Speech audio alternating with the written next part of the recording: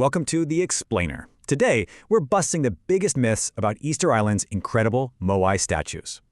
You've definitely seen these statues, but what if the story we all know is totally wrong? Okay, first myth to bust, and it's a big one. They're not just giant heads. The myth is these giant heads, but the reality? They're full-bodied statues, many buried neck-deep. And these buried ones became the most famous, creating that worldwide Easter Island heads myth.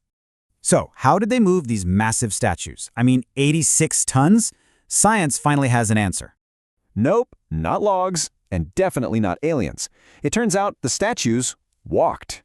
It's all about their genius design. Teams just rocked them with ropes, making them pivot forward step by step. This just proves the Rapa Nui were master engineers, not some mysterious lost civilization. But they were way more than just impressive carvings. To the Rapa Nui, these statues were alive. The statues were living faces of ancestors, believed to hold a sacred spiritual power called mana. And once in place, they were brought to life. They got coral eyes and huge stone top knots. And these weren't hats. The red top knots were symbols of power, because mana was stored in the hair.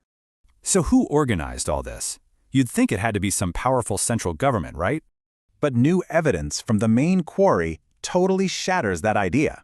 It suggests something else entirely. Get this, they found at least 30 different carving zones. It wasn't one giant top-down project.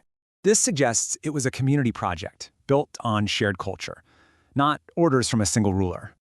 This leads to the biggest myth of all, that the Rapa Nui people collapsed after wrecking their environment. The archaeology shows zero evidence of a collapse before Europeans arrived. In fact, their population was growing.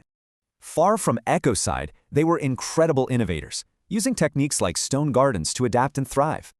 So the real story here isn't collapse.